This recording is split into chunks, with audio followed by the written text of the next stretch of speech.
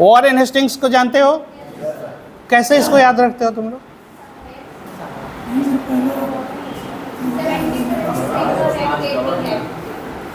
Regulating act, good. और कुछ बताइए। इनका पीरियड याद है किसी को?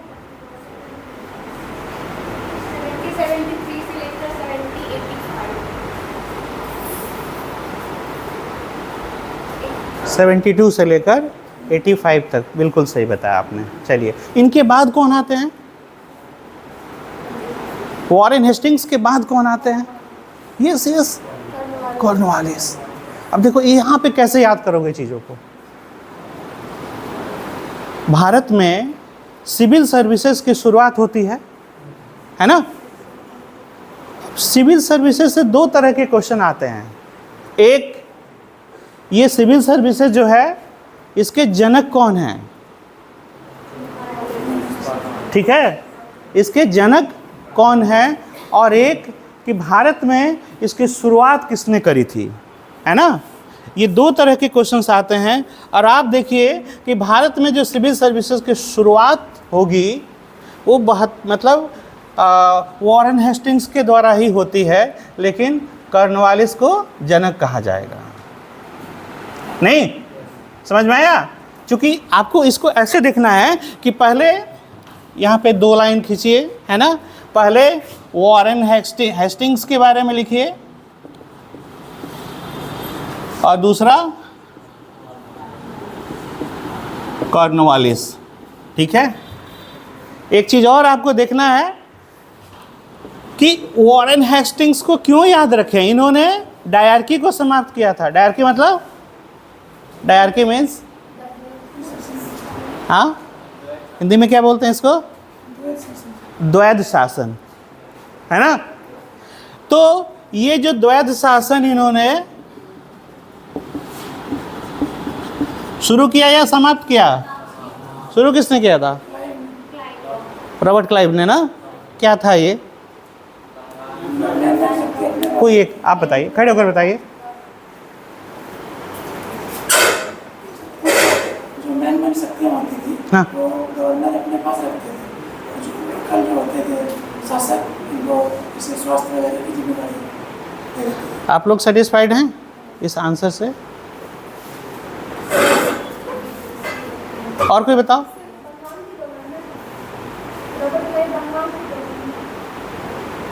ठीक है, इसको एक्सप्लेन करो ना, द्वैध शासन को एक्सप्लेन करो। कोई एनीवन कैन डू।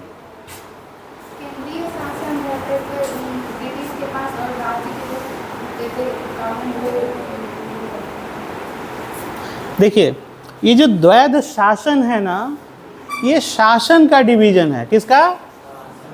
माने एडमिनिस्ट्रेशन का डिवीजन है। ठीक है, जब ईस्ट इंडिया कंपनी यहाँ पर आती है ना, तो ईस्ट इंडिया कंपनी उस समय दो तरह के उनके कार्य होते हैं। ठीक है, एक काम होता है प्रशासनिक। ठीक है, उन्होंने एक राजस्व वाला काम रखा था। कौन सा? राजस्व। ठीक है, राजस्व। तो उनका राजस्व का जो सिद्धांत था, कितने सिद्धांत थे? 3 थे ना? कौन कौन से?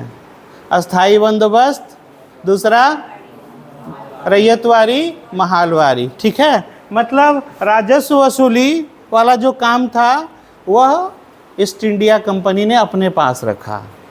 नहीं, आप उसको बंगाल का गवर्नर कह लीजिए या ईस्ट इंडिया कंपनी कहिए, तो राजस्व वाला काम अपने पास, और जो प्रशासनिक काम था वो कहा नवाब लोग करेंगे।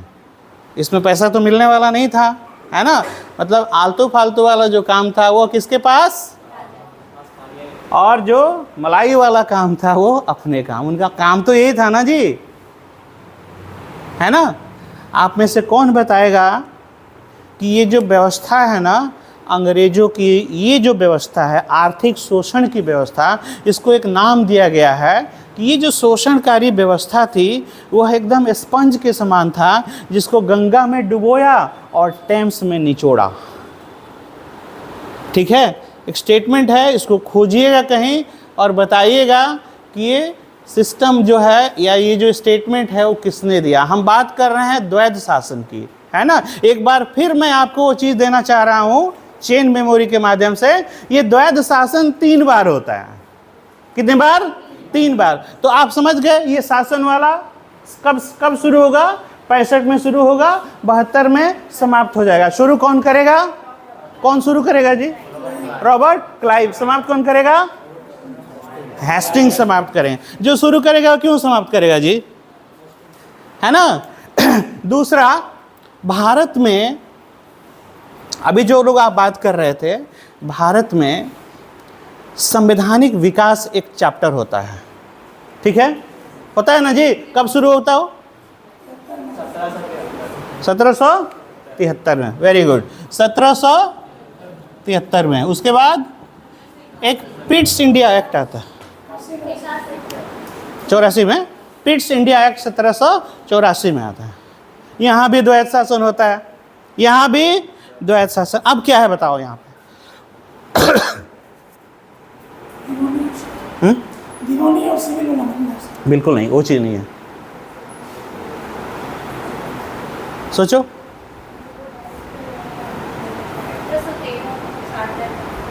नहीं, हाँ, पिट्स इंडिया एक्ट है ये। देखो तुम लोगों ना डेट लाइन को भी याद रखना है। डेट लाइन नहीं याद रखोगे, इतिहास को अंग्रेजी में क्या बोलते हैं? हिस्ट्री। और हिस्ट्री को अगर हम ऐसे लिख दें तो ये क्या हो जाएगा? High story. Learn history in the form of story. अभी आप ये सब देख रहे थे, इसमें आप देखें कि ईस्ट इंडिया कंपनी का जो गठन हुआ था वह 31 दिसंबर 1600 को हुआ था, एक चार्टर के द्वारा। उद्देश्य क्या था इसका? उद्देश्य ये था भारत में एकमात्र ऐसी कंपनी होगी जो व्यापार करेगी, और कोई व्यापार नहीं करेगा, है ना। इसीलिए एक छत्र अधिकार था इनका व्यापार पर। व्यापार करने के लिए तो आए थे, लेकिन ये क्या है जी? बेदरा से युद्ध कर रहे हैं ना, इनके साथ युद्ध कर रहे हैं, इनके साथ युद्ध कर रहे हैं। 1757 में भी युद्ध किया, 64 में भी युद्ध किया, है ना। इधर भी दक्षिण भारत में भी ये युद्ध कर रहे हैं ना। मतलब ये कंपनी जिसका उद्देश्य हुआ था व्यापार करने के लिए, देखा गया ये तो अब युद्ध कर रहे हैं, है ना। और इंग्लैंड के पार्लियामेंट में पता है, ये लोग ईस्ट इंडिया कंपनी भारत से अब कर्ज मांगने लगी। क्या मांगने लगी? कर्ज। क्यों? क्योंकि युद्ध क्या होता है? युद्ध पे पैसे भी खर्च होते हैं ना। ये अपना राजनीतिक विस्तार इन लोगों ने शुरू किया और ये कर्ज मांगने लगे। किससे? इंग्लैंड के पार्लियामेंट से, संसद से। तो जाहिर सी बात है, संसद तो क्या है? विचारों का एक स्थल है। उन लोगों ने सोचा, अरे इसका गठन तो हुआ था वाणिज्यिक गतिविधियों के लिए, ये तो अपना राजनीतिक प्रसार कर रहे हैं। Am I right? मेरी बात समझ रहे हो आप लोग? ऐसे में क्या होगा? नियंत्रण की बात होगी। किस पर नियंत्रण? East India company. जब कंपनी बनी थी तो एक कोर्ट ऑफ डायरेक्टर हुआ करते थे। क्या होता था? कोर्ट ऑफ डायरेक्टर, है ना। और कोर्ट ऑफ डायरेक्टर को कहा गया कि आप वाणिज्यिक गतिविधियों को देखिए। कौन सा? कमर्शियल एक्टिविटीज़ को देखिए। राजनीतिक गतिविधियों के लिए एक नया विभाग बनाया गया, बोर्ड ऑफ कंट्रोल। समझ में आया? ये है द्वैध शासन। शासन कितने तरीके से? 2 लोग शासन कर रहा है। कौन? एक कोर्ट ऑफ डायरेक्टर्स और दूसरा बोर्ड ऑफ कंट्रोल। अब कोर्ट ऑफ डायरेक्टर क्या करेगा जी? वाणिज्यिक गतिविधियों को देखेगा, और बोर्ड ऑफ कंट्रोल पॉलिटिकल वाला सब देखेगा, है ना। ये हो गया दूसरा। समझ में आ गया? तीसरा बता दो।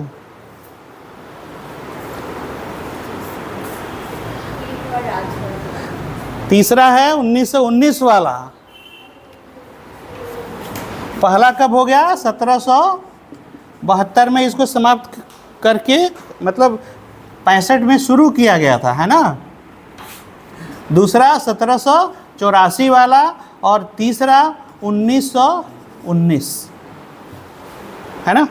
1919 वाला ने क्या बताया? एक क्लाइव ने शुरू किया था, दूसरा 1784 पिट्स इंडिया एक्ट में क्या हुआ, board of control and court of director हो गया।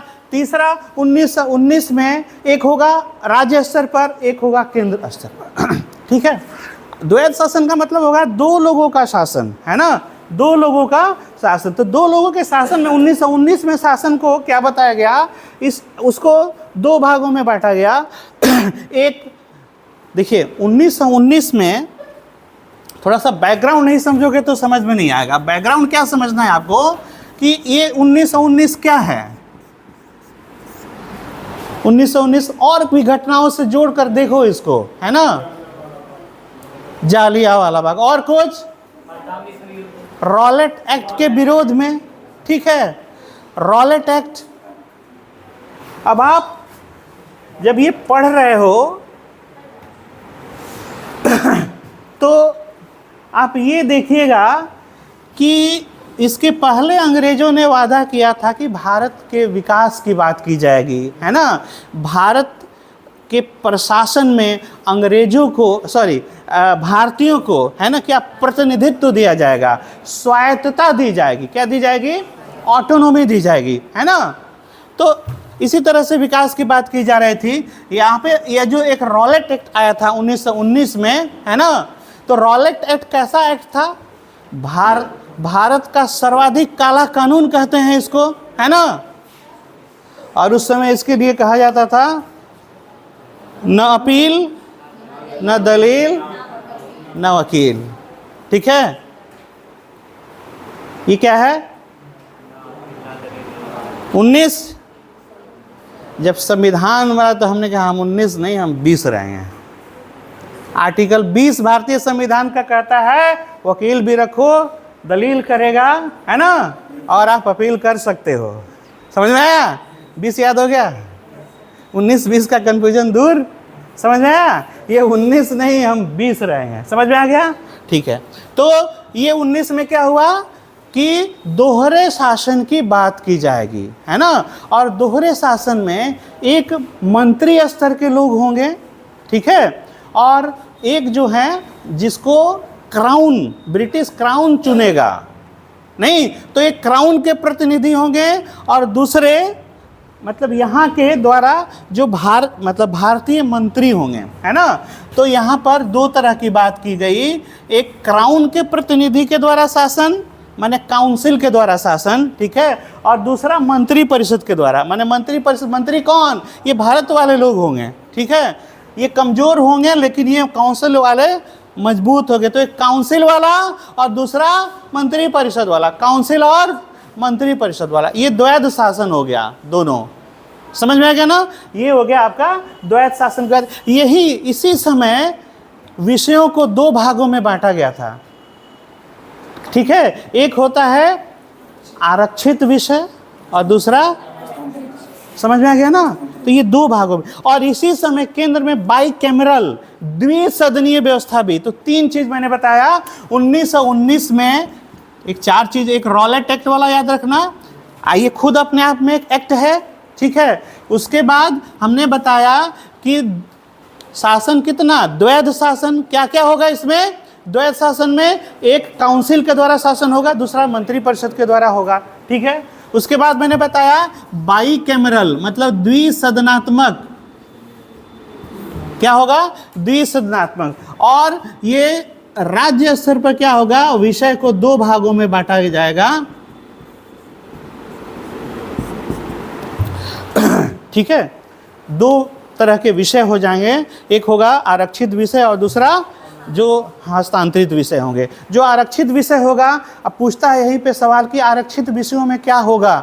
आरक्षित विषयों में सभी महत्वपूर्ण बिंदु होंगे जिस पर नियंत्रण अंग्रेजों के पास होना ही चाहिए था। मतलब ये अपने साइकोलॉजी को आप इस तरह से रखिएगा, कैसे होना चाहिए था, किन किन विषयों पर, जैसे फॉरेन, रक्षा वाला विभाग, राजस्व वाला विभाग, है ना, पुलिस वाला, तार वाला जो विभाग था, टेलीग्राम वाला, संचार का जो होगा, ये सब अपने पास रखेंगे, आरक्षित वाले में रखेंगे। आज जो सामान्य जो नाली सफाई वाला काम होगा वो सब भारतीयों को मिलेगा। किसको मिलेगा, भारतीयों को ये सब काम मिलेगा।